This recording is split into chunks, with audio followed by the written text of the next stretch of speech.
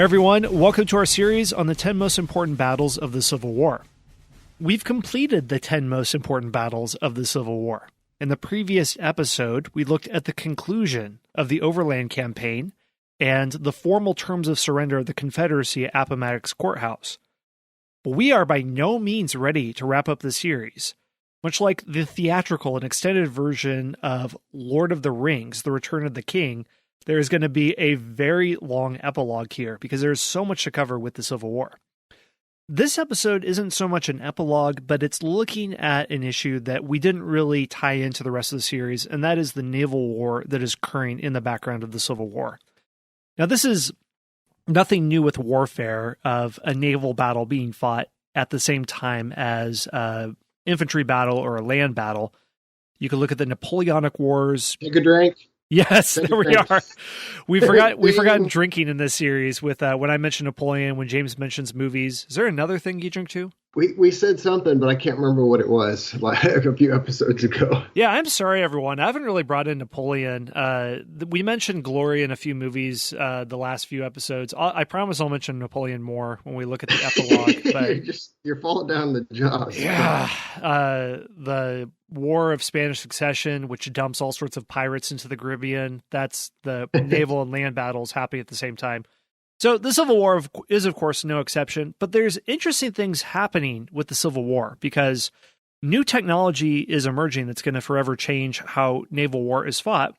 And there are also questions of strategy. Is it more important to just have good coastal fortifications, or do you want to control the high seas itself for naval supremacy? So these are questions that are taking place at the Civil War. But let's just start off. So, James, what's the background of the naval war in the Civil War? All right. At the start of the war, the U.S. Navy was very small. It only had about 90 ships. But to make it even more interesting, only about 42 of those were in U.S. ports. The others were off in different parts of the world. And of those that were in U.S. ports, not even all of them were serviceable. So the Navy is just absolutely tiny, tiny, tiny. But despite this, the U.S. had great shipbuilding capacity. The Union had converted merchant ships into naval ships, or they began doing this very quickly, and they were really, really good at this, arming these merchant ships and turning them into combat vessels. So by the end of 1864, just taking a broad sweep here, the U.S. Navy had 671 ships in commission, so a more than tenfold increase. Over 200 were steamships and 70 were ironclads. We'll talk a little bit more about ironclads later. Very, very important. By the end of the war, the U.S. Navy was the largest navy in the whole world, even larger than the Royal Navy of Britain. They had 65,000 sailors. Secretary of the Navy, Gideon Welles, under Lincoln, reorganized the Navy and made it much more efficient. He was a terrific administrator. He also looked a lot like the mythical figure of Neptune. He had this big, long, white beard. Lincoln actually called him Father Neptune. He carried around a trident as well, which really completed the look. Yeah, the trident. Yeah, I don't know if he had the trident, but he should have if he didn't. Here's a movie. I'll throw in a movie quote. Ding. We should have rung a bell every time one of us said it. But in the movie Lincoln, we actually see Lincoln calling him Father Neptune. It's really cool. All right, so the Navy, the Union Navy, or the U.S. Navy, which is now the Union Navy, they have a threefold goal. First of all, they need to blockade the southern coast. Okay, so keep supply ships from other nations getting in and keeps Confederate ships from getting out to take cotton and other goods to trade with other countries. Number two, they need to capture key Confederate ports, which of course will make importing things and make trade impossible if you don't have any ports, or almost impossible. And then number three, they needed to support the ground war using the rivers. Now let's go to the other side and look at the Confederate Navy. The Confederate Navy at the beginning of the war did not even exist. There was no Navy at all. Only 237 Union naval officers resigned to join the Confederacy. Very, very few compared to the number that stayed loyal. The South had no shipyards, no machine shops that could build steam engines big enough to power a ship. So an incredible disadvantage for the South, even more so than with the Army. And the South only had 3 naval yards, New Orleans, Pensacola, and Norfolk. And At Norfolk, though, I do have to say that the Confederates captured 2,000 heavy guns. That's a pretty good haul there. And they captured a ship called the USS Merrimac, which they're going to rename the Virginia, and it's going to have a big future, which we'll talk about a little bit later. By 1862, the Union had recaptured all of the naval yards. So, advantage Union, big time. During the war, the Confederates converted or built 130 ships, including 37 ironclads, and some of the latter had rams. Their job was literally just to crash into another ship and poke a big hole in it. So that's pretty good, 130 ships, considering they had no shipbuilding capacity, no shipyards, and only 3 naval yards that they didn't have for very long. The Confederate Navy tried to compensate for its numerical inferiority by technology. They came up with a number of innovations, or if they didn't invent them, they improved them. First of all, you had torpedoes, and torpedoes are not what we think of as torpedoes today. When you think of a torpedo, you think of a missile almost that floats through the water and goes far away and blows up the ship. A torpedo back in the time of the Civil War was just a mine. That's what we would call it today. So it's just a floating bomb, essentially. And these torpedoes or mines, by the end of the war, would sink or destroy 49 Union ships. That's pretty good. They also came up with torpedo boats. These are boats that had a big, long projection at the end, kind of like a beak almost, and they would carry a mine on the end, and they would sail up next to a Union ship and then detonate the mine, and it would blow up. Of course, it would blow up the Confederate ship too, but it would be unmanned at that point, and it would blow up the Union ship. And then another thing the Confederacy did, which I think is really interesting, is they invented the very first successful submarine in history. That's right. Now, some people might say, well, okay, you had the Turtle in the Revolutionary War, and maybe there are other examples, but they weren't particularly successful. This was an actual submarine that had a crew that floated under the water and actually did damage to a Union ship. But it was very costly for the Confederacy to develop this ship. It was called the Hunley, by the way.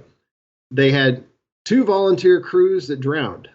So the first volunteer crew drowned, the second one drowned, the third one actually went out, and on February 16th, 1864, it attacked a Union blockade ship with a torpedo or a mine, and they sank the ship, but then the ship itself sank, and we don't even know exactly what happened to the Hunley that time, but so it was very costly just to blow up this one ship. It cost several dozen men. And then they also came up with commerce raiding, and we'll talk about commerce raiding. Of course, commerce raiding wasn't a new thing. It had been around since the dawn of time, but they took it to a new art. We'll talk about that later. And I think the most critical thing of the naval conflict is the blockade. It's not sexy just to talk about an economic blockade, but when we've looked at other campaigns in the series, the Siege of Vicksburg, the reason Vicksburg is so important is because Confederate logistics are being squeezed into a few very narrow points of entry. You have Texas and then Mexico on one side because you can't bring equipment through the seas. So this is overall crucial to military strategy. So could you describe the blockade a little bit? Sure. The blockade was proclaimed by Lincoln at the very beginning of the war in April 1861. But at that time, the Union Navy had far too few ships to effectively blockade the southern coast. It was the most porous blockade in history. Huge holes in it. But as the number of ships increased, so did the effectiveness of the blockade. Obviously, the more ships you have to enforce the blockade, the more likely it is they're going to intercept any vessel trying to get in or out. Interestingly enough, I just want to mention one thing in passing. This proclamation of the blockade had interesting international ramifications, because think about what was the Confederacy to Lincoln? Well, the Confederacy claimed to be a sovereign nation, a separate country, right? But to Lincoln never admitted that the states had actually left the Union. His phrasing of it was that the Confederate states had been taken over by a bunch of rebels who had then attempted to leave the Union, but they really didn't. And so the thing is in Lincoln's eyes, and what Lincoln said to everybody is the Confederacy is still part of the U.S. It's just a revolt or a rebellion. It's not like we're fighting another country, like fighting England or France or something. But then he proclaims this blockade. Well, the thing about a blockade is it doesn't make sense to blockade your own country, right? So just by declaring a blockade of the Confederacy, Lincoln is almost de facto granting them recognition as a sovereign nation. That's kind of interesting? And so that had ramifications overseas. The English, especially the British, who used to trade with the Confederacy a lot, they really relied on Southern cotton. The Confederacy cried foul when Lincoln proclaimed the blockade, and they said, well, you can't have, that's not a legal blockade, because according to international law at the time, for a blockade to be valid, it had to be effective. And Lincoln's blockade was very, very ineffective at the beginning. And so they said, this is just a blockade on paper. It's just a nominal blockade. It's not a true blockade. So it's therefore invalid, and we're going to ignore it. But eventually diplomacy prevailed, and Lincoln prevailed upon the British government not to have formal trading relations with the South, although certainly a lot of individuals traded as well. Anyway, it's just kind of an interesting thing there. And one very short thing I want to mention is this ripples throughout the global economy. So in southern Turkey, the price of cotton explodes due to the blockade on the South, and there's all sorts of economic development that happens there. One of my friends wrote a dissertation on this whole economic development because of the Civil War. So global markets, you're getting to a point in history where we can see the seeds of a global economy taking root. Yeah, definitely. Okay, so anyway, the first Confederate blockade runner was captured in May of 1861. These are ships that are designed to be fast. They're usually pretty small. Their job is to just get through go as fast as you can and outrun the Union blockade ships. They don't have a lot of arms and guns. Some of them don't have any. By the end of 1864, though, there were 500 Union ships in the blockade. So it gets harder and harder for Confederate ships to get through the blockade. Now, the Union blockading ships were originally based at Hampton Roads, Virginia, and Key West, Florida. But those are somewhat removed from the coast, especially Key West, and it's too far away from many southern ports. As a result, the Navy decided to seize key inlets. And so by the end of 1861, Union forces had captured Hatteras Inlet, which is off the coast of North Carolina, Ship Island, which is off the coast of Mississippi, near Biloxi, and then Port Royal, South Carolina. And this gave the Union a great supply depot and coaling station. All these did. Hatteras Inlet especially. But so they were able to have these bases kind of scattered throughout the area of the blockade, the Atlantic coast as well as the Gulf Coast. The Union soon extended its control over the other southern Atlantic coast down to St. Augustine, Florida, and up to Roanoke, North Carolina. So slowly but surely, the blockade spreads and becomes more and more effective. And we'll talk about its effectiveness a little later, but I want to take a little bit of a side note here. Well, actually, I need to take two. I forgot to do this at the beginning, but I want to, first of all, acknowledge that I'm relying very, very heavily on the notes here. I'm relying on Professor Gary Gallagher.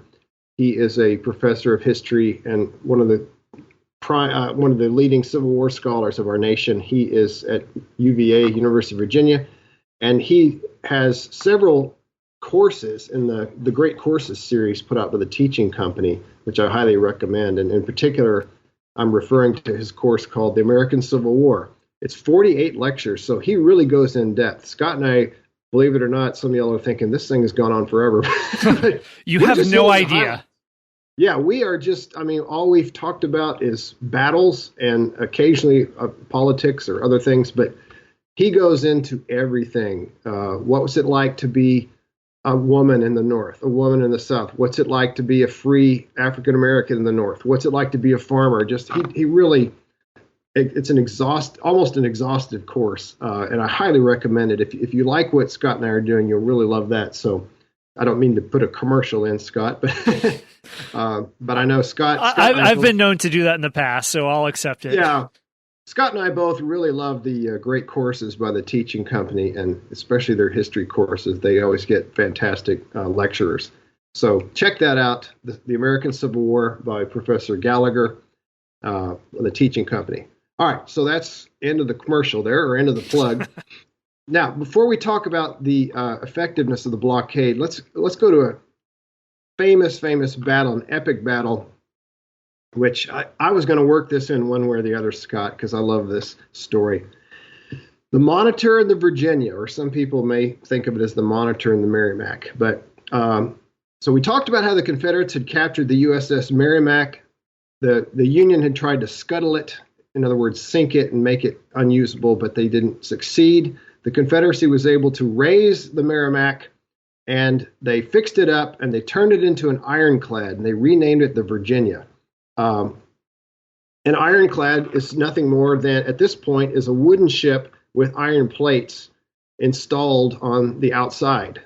And you didn't have this before. This is this is not the first ironclad ever created. The British were experimenting with it, and I think other nations were as well, but this is the first ironclad in U.S. history.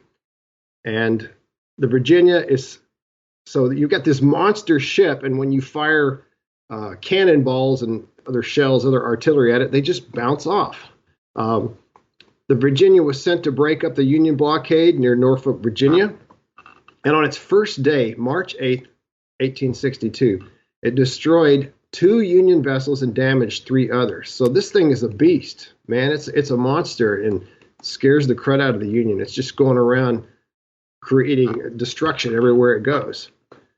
But the next day, things are going to be a little bit different. So the next day is March 9th. The Virginia goes out to do more damage. They're going to finish up the other ships and maybe wipe out some more. But it runs into a new opponent, and this is the USS Monitor. And this is the Union's answer to the Virginia or the Merrimack.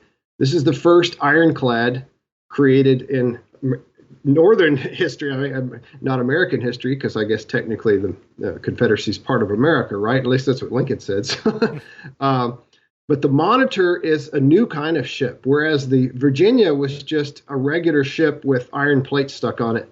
The Monitor is a completely new design, and it's a very funny looking thing. Everybody looked at it and said, "That is weird," or "That is just ugly," but ugly. I mean, it was like a cheese. Somebody said it was like a cheese box how did they describe it? Well, anyway, I won't try to recall that off the top of my head, the quote, but it sat very, very low in the water, almost like a submarine, like a modern submarine, but much smaller, of course. Most of the ship was actually below the surface of the water. It was flat on the top, and it had a turret that stuck up above the level of water, and it was a rotating turret. So it only had 2 guns, and that was pretty radical because most ships would have a lot more than 2, but it only needed 2 because it could just rotate around. You don't have to turn your whole ship around like before.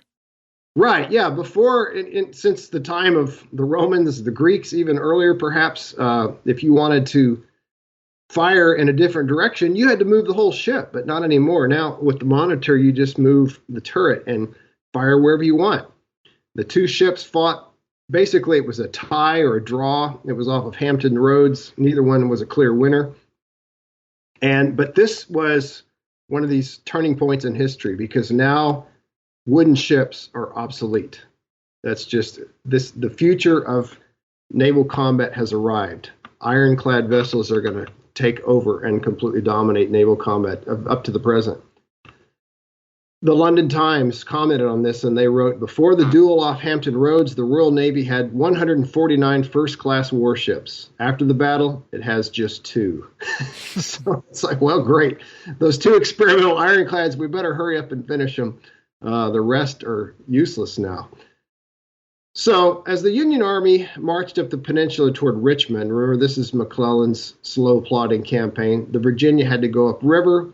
That's the Confederate Ironclad. They couldn't keep it down near where the Union troops were or it would be captured. So they go up the river. Eventually the water is too shallow and the ship had to be scuttled. So that's the end of the Confederate Ironclad, at least the Virginia. The Union would go on to make several more boats, just like the Monitor. In fact, Monitor becomes the name of a class of ships to where you can start saying we have a Monitor class ship or just we have a Monitor. The Confederacy is going to make some more ironclads as well, but not nearly as many as the Union. And just as an aside, it should be understood that these are all steam vessels. I wouldn't want to imagine a sail-powered iron vessel, but we're well past the point of sail ships in conflict. This is take a drink, well past the Napoleonic Wars of, if you know the Russell Crowe movie Master and Commander with the large sail ships firing cannon against one another, get that out of your head because that's not what's happening here. Right. Speaking of movies, ding. Yeah, two right there in a row. Yeah, they're going to be feeling good in a little bit here.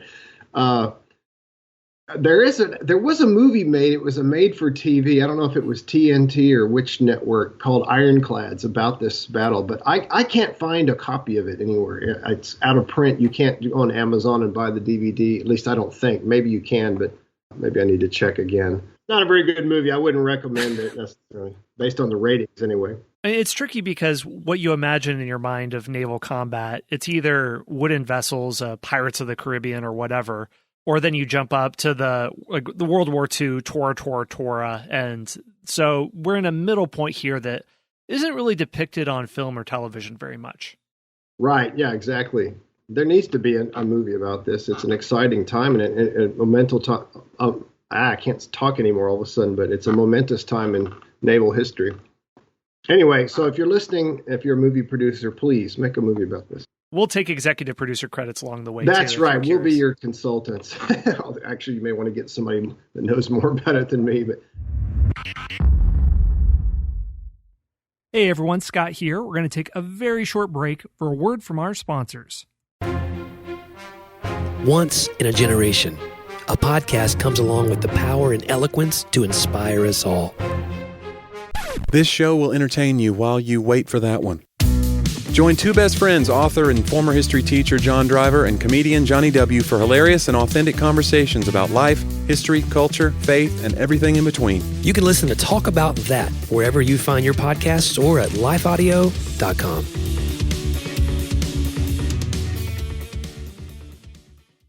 Hello, this is Dr. Doug Groothuis, host of Truth Tribe, where we seek the truth through reason and evidence about what matters most. And we are not tribal, since truth is for everyone.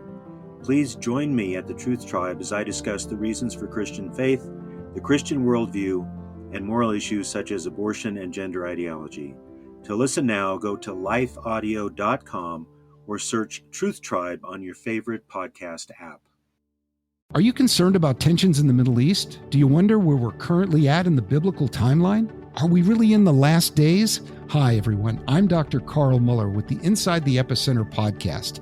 Every week, my co-host, best-selling author Joel Rosenberg and I answer those questions and more. You'll hear inside knowledge of our meetings with leaders at the highest levels of government in the U.S., Israel, and the Middle East, equipping you to filter the news with biblically sound insights. Find Inside the Epicenter on your favorite podcast app or go to joshuafund.com to listen and subscribe.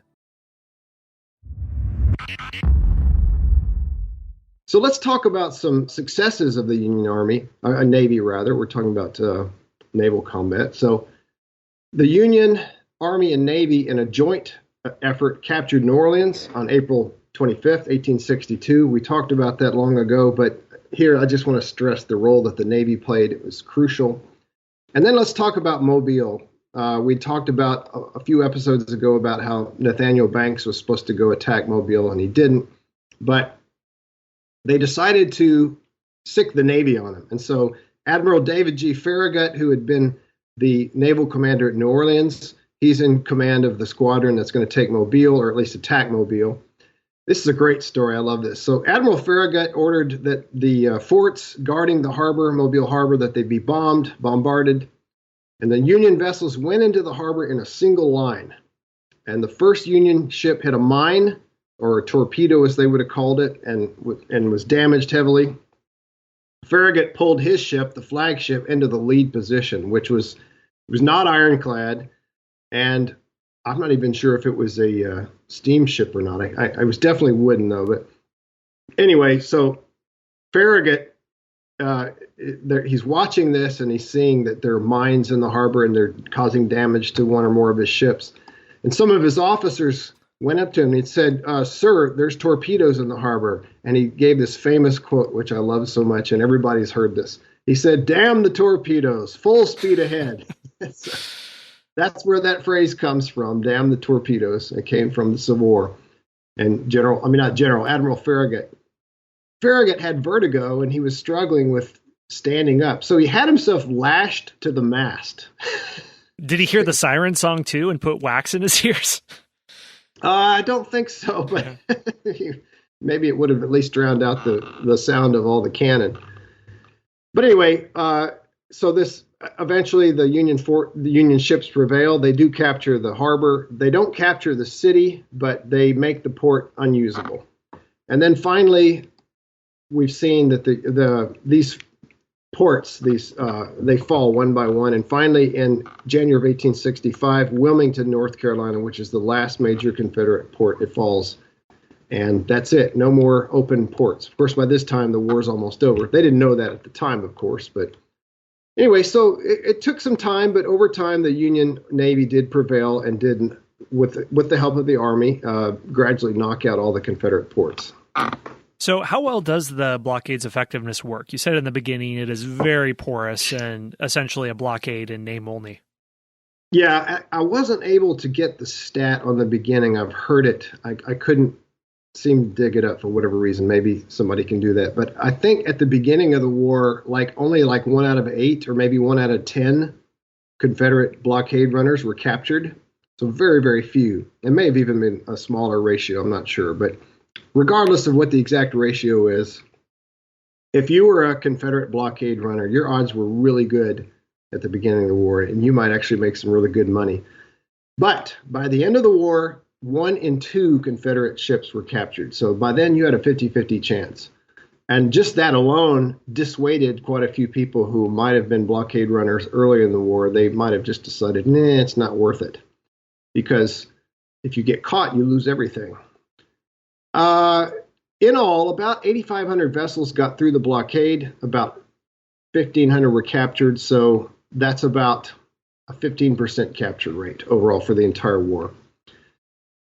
So again, pretty good odds for the blockade runners, but bummer if you get caught. The Confederacy managed to import 600,000 rifles, 600,000 pairs of shoes, millions of pounds of lead, food, and other supplies. So that's pretty good haul, don't you think? Yeah, it's interesting that the Confederate economy was basically a gigantic black market, a legitimized black market that still managed to fund a war effort for several years, which is incredible if you think about it. Yeah, it is amazing that they were able to keep it going for 4 years.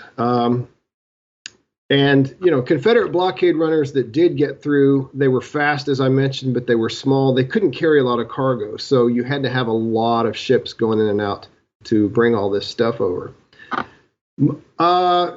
The question, some scholars have argued, well, the blockade was not effective because obviously look at that 600,000 rifles, all the food, millions of pounds of supplies. But on the other hand, think of what would have gone through if they had not had the blockade. Let me go back and restate the number. In the 4 years of the Civil War, about 8,500 vessels got through.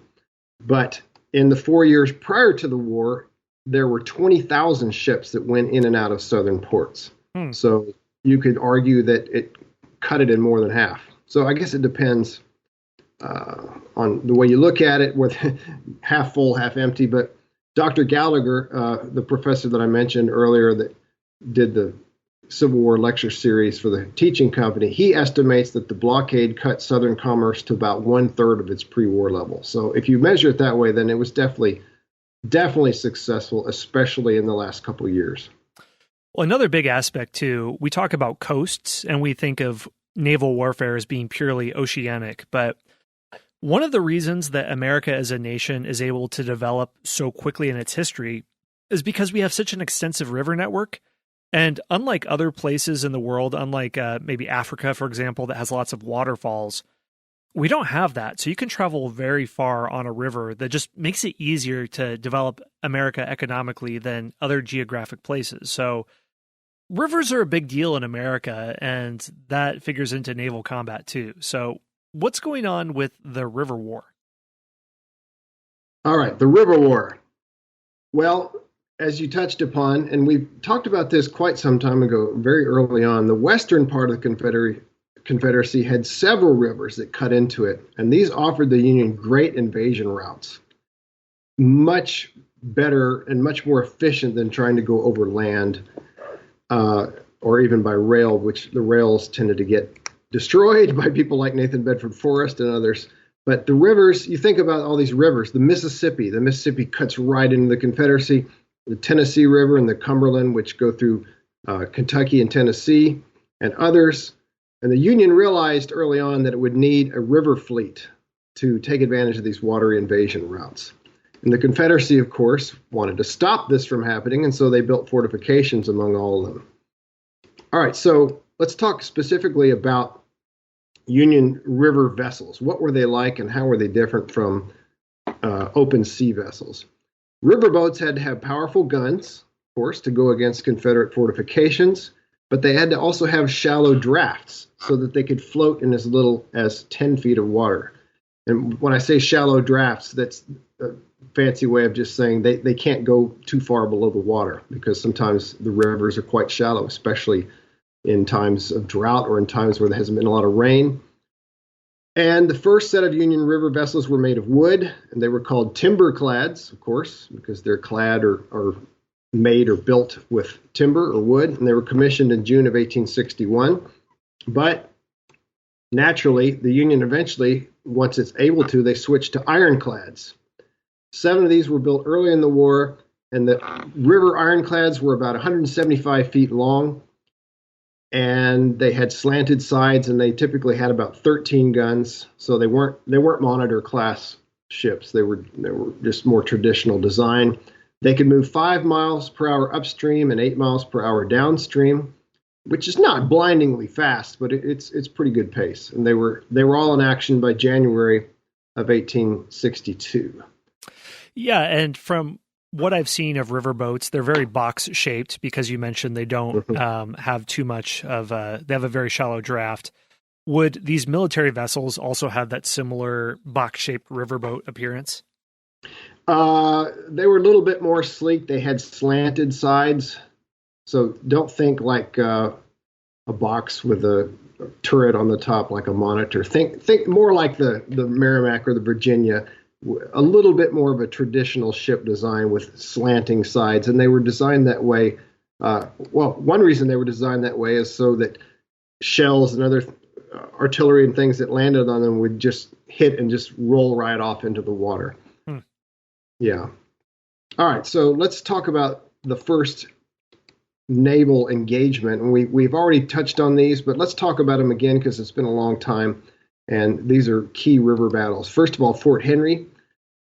Fort Henry was in the state of Tennessee, and it was along the Cumberland River. And the Union fleet was commanded by Andrew Foote. On February 2nd of 1862, Foote and 7 vessels escorted General Grant. Still, at this time, of course, he was in the West. About 17,000 soldiers. So together, the Navy and the Army are marching toward Fort Henry. Fort Henry was poorly designed. It was too low to the ground. It wasn't high up. In fact, it was so low that the fort would take in water when the river flooded. That's not very good, is it? You don't want your fort to start flooding right in the middle of an attack. And it did. And sure enough, it did this right before the Union boats arrived. One of the Union boats actually sailed into and out of the fort itself. That's just hard to imagine. We weren't thinking, guys, when we designed this. Going to get trench foot inside the fort. Fort foot, they call it. No kidding. On February 6th, the Union boats bombarded the fort. The defenders surrendered. And this is the only time in the war that a fort actually surrendered to a fleet. So they surrendered not to an army, but to the Navy. And this opened the Tennessee River. I think I said the wrong river a minute ago. Tennessee River, not Cumberland. On the Cumberland was Fort Donelson. After defeating Fort Henry, the Union fleet went back up the Tennessee. They had to go back north to the Ohio River and then get into the Cumberland to Fort Donelson. On February 15th, the fleet fired on the fort, but they were turned back. Donelson was much tougher, much more powerful guns, much better situated than Fort Henry. The next day, the fleet attacked again while Grant's army surrounded it. The fort surrendered this time, and now the Cumberland River was open to the Union Navy. So the Tennessee and the Cumberland River were pretty much wide open, and most of Middle and East Tennessee soon fell into Union hands. So we see here that control of the rivers leads to control of the state, just about, except for, I think I said East. I keep making mistakes here. It's Middle and West Tennessee. East Tennessee is going to take a lot longer, as we saw in our lectures or our lessons earlier. Episodes. Very critical. I mean, for provisioning troops, for sending supplies up and down, think of them as watery rail lines. And throughout history, it's always cheaper and more effective in terms of moving tonnage to send things by water, by boat, than it is to send it over land. Not quite as true with the advent of the rail lines, but you can blow up a rail line. You can't blow up a river. So control of this for logistics later on of river lines is very critical. It really is. And during the Battle of Shiloh, one of our key battles that we talked about, major battle in the West, very early in the war, 2 Union gunboats helped the Army. They were on the river, and they were blasting into the Confederate lines. So I'm not going to say they turned the tide or anything like that, but they sure did help. Mm-hmm. All right, let's talk about the Mississippi now. Island number 10 was... surprise, surprise! It was a little island in the river, and it had a Confederate fortress. It fell to a joint gunboat and Army force in early 1862. New Orleans and Baton Rouge, we saw, they fell in 1862 as well. In May of 1862, a Union flotilla faced a group of Confederate rams near Memphis. We talked about the rams earlier. 2 Union vessels were sunk, but they were later raised. Another naval battle ensued, and Memphis fell soon afterwards. So in 1862, these Confederate strongholds on the rivers they're dropping like flies. At Vicksburg, the Union River Fleet played a key role in the capture of the city. We talked about that in quite some detail when we talked about Vicksburg, how the Union River flotilla just bypassed the fort, just ran the guns, and they took some heat, but they got past it. Most of them survived, and then they ferried Grant's troops across the river, enabling him to attack Vicksburg. So, in sum, without the support of the Union River Fleet, the war in the West would not have gone so well. It played a critical role in helping out the Army. And remember, when James and I talked about Vicksburg, we said that some people call it not the turning point of the war, but a turning point of the war, because now the Confederacy is both blocked off by the naval blockade, but it's essentially blocked off to the west from Texas, from Mexico, from getting those supplies. That's because of the importance of a blockade. That's because the importance of naval warfare, of ferrying supplies by means of water. So you can't discount it if Vicksburg is a turning point in the war, because how important it is to get access to the sea or to get access by the river networks. And so speaking of which, we've talked about the blockade, we've talked about the River War. So how about naval conflict on the open seas? What's happening there? All righty. So we talked about, again, the Confederates were trying to break up the blockade, reduce its effectiveness, get through it, things like that. The Confederacy actually commissioned some ironclads, and their job was to go sneak up on the Union vessels that were keeping the blockade and try to destroy them. Some ships would be equipped with a ram. Again, we've seen rams in the past. These ramming ships were built in British shipyards. So the British were kind of turning a blind eye to this. They weren't supposed to be doing this. They were a neutral nation, but there were some British companies that were building these ships for the Confederacy. Some of them got away, but others were confiscated by the British Navy after American protests. And you got to give credit here to the American ambassador to Great Britain, who was Charles Francis Adams, the son of John Quincy and grandson of John Adams. Oh. He played a key role in getting this to stop, basically. We can't have a country that we're technically friends with, Britain, allowing these ships to be built that are destroying our blockade ships. Hey everyone, Scott here. One more brief word from our sponsors. Once in a generation, a podcast comes along with the power and eloquence to inspire us all. This show will entertain you while you wait for that one. Join two best friends, author and former history teacher John Driver and comedian Johnny W. for hilarious and authentic conversations about life, history, culture, faith, and everything in between. You can listen to Talk About That wherever you find your podcasts or at lifeaudio.com.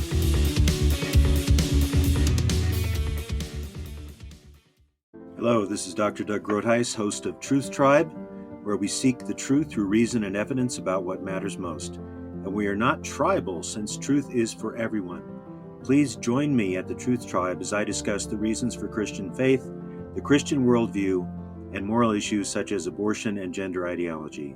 To listen now, go to lifeaudio.com or search Truth Tribe on your favorite podcast app. Are you concerned about tensions in the Middle East? Do you wonder where we're currently at in the biblical timeline? Are we really in the last days? Hi, everyone. I'm Dr. Carl Muller with the Inside the Epicenter podcast. Every week, my co-host, best-selling author Joel Rosenberg and I answer those questions and more. You'll hear inside knowledge of our meetings with leaders at the highest levels of government in the U.S., Israel, and the Middle East, equipping you to filter the news with biblically sound insights. Find Inside the Epicenter on your favorite podcast app or go to joshuafund.com to listen and subscribe.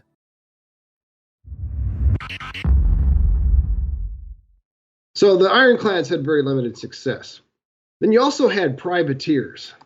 Privateers have a long and glorious tradition in naval history. They're essentially a pirate that is given sanction by a government. So Jefferson Davis offered anyone who would become a privateer a commission in the Confederate Navy, or at least maybe not officially in the Navy, more like an irregular captain or irregular unit. But so if let's say you're a Confederate citizen and you have a ship and you have a crew, you can go and attack Union vessels that are out in the open sea, merchant vessels, and you can capture them, capture the crew, or just take away all the stuff, steal everything, and bring it back, and you get to keep it. So you deprive the Union of much needed supplies or money or whatever, and you give some of it to the government, and you keep some, and you become rich. Many Southern ship owners responded, but overall they didn't have a huge effect. What did have more of an effect were commerce raiders. Commerce, and we touched on this earlier in our when we discussed the very, very end of the war, but let's go into a little bit more detail. Commerce raiders, unlike blockade runners, remember we talked about blockade running ships were designed to be small and fast. These are also designed to be fast, but they're designed to be heavily armed. Their job was to attack and capture or destroy northern merchant marine vessels. So they're like privateers, but they are actually officially sanctioned and run by the Confederate government, the Confederate Navy. They would be fast enough to outrun Union naval vessels. That was the plan anyway. And there's a colorful character we'll bring in here. We haven't mentioned him at all yet. The most famous commerce raider in the Confederacy was Captain Raphael Semmes. And his first command was the Sumter, appropriately named after Fort Sumter, the crew of which included 20 Confederate Marines. Interestingly enough, did you know there were Confederate Marines? I did not. That's interesting. The few, the proud. There very few, 20 of them. No, there were more than 20, but this ship had 20 alone.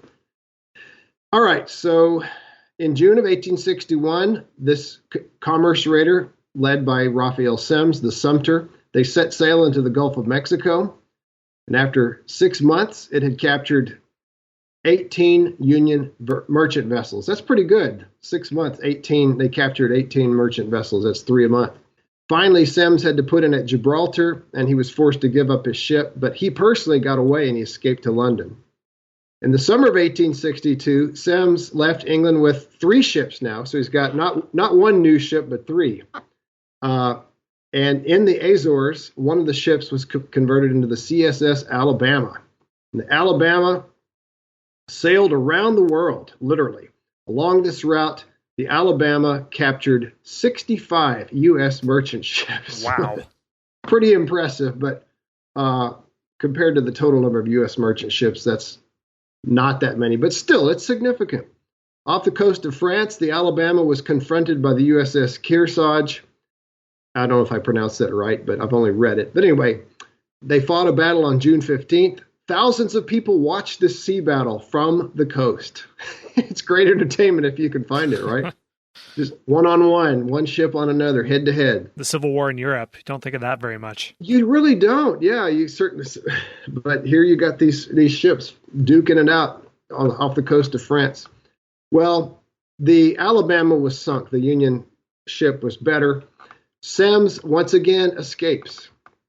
And other major Confederate commerce raiders were the Florida, who took 55 prizes, and the Shenandoah, who took 38 prizes. And the Shenandoah, as we saw in a previous episode, took on the U.S. whaling fleet in the Bering Sea. This was after Appomattox. It did not surrender until November of 1865. It actually sailed away. Surrender is not the right word. So this is, for geography, people who aren't aware, this is between Russia and Alaska. Yeah, and we didn't even control Alaska at the time. Not that that really matters, but it's just, your point is it was way far away from all the rest of the fighting. So the Civil War wasn't just fought in the United States. I mean, we see naval battles off the coast of France, off the coast of Alaska, which at the time belonged to Russia. And so it went all over the place, at least the Naval War did. All in all, to sum up, commerce raiders destroyed 257 northern merchant ships. But despite this, as I mentioned before, that's really just a drop in the bucket because there were thousands and thousands of Union merchant ships. Union commerce was not greatly affected. Many northern commercial vessels just flew the flags of other countries. That's one way they would get away from it. So in all, to sum up, I guess, let me say that the Confederates did the absolute best they could. They had overwhelming odds against them. They really were lacking in naval technology, naval yards, naval. They didn't have certainly not what we'd call a naval base today. But despite this, they did the best they could, and they put some serious hurt on the Union ships, but it just wasn't enough in the end. Yeah, this is a good extended excursus to look into because the focus of the series has been on major Civil War battles. But even if we're not looking at direct naval engagements, river fleets and also fleets on the open sea had very important impact on the war. The siege of Vicksburg. Vicksburg was bombarded continuously. Was it by river fleets or was it fleets in the Gulf? Yeah, Vicksburg is on the Mississippi. Okay. It's pretty far north of the Gulf. So it was bombarded. Well, primarily it was bombarded by land forces, but for a while it was attacked also from the river.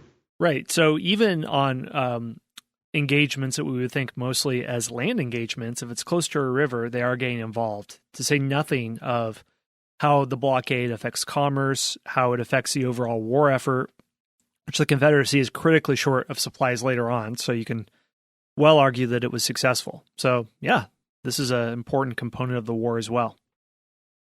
Well, we have finished up the war, but we are still not done with the series. Like in The Lord of the Rings, then you get into all the appendices that Tolkien has at the end. Something to look into is what happens to all of these figures that we followed throughout the war? What happens to the politicians and the generals? Because the background of many of these people is very eclectic. Unlike today, where you would expect a general to be a career military man, because where else would you find a general? Many of these people were bankers, priests, or even more eclectic backgrounds. So what happens to them once the war ends and the U.S. is mostly demilitarized? And then we're also going to look at the long-term changes that happen in the United States in the political, military, social, and technological realms. And then we're also going to look at historiography, which is just a fancy way of saying how is history made and how is the history of the Civil War itself understood, which is still an ongoing debate, sometimes a fierce debate. What started the war? Was it slavery? Was it states' rights? Was it a mix of the two? These issues that people still argue about today. So we'll get into all of those things in the next episode.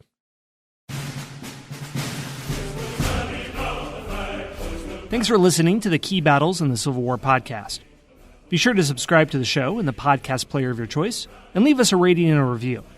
This helps us grow and reach new listeners.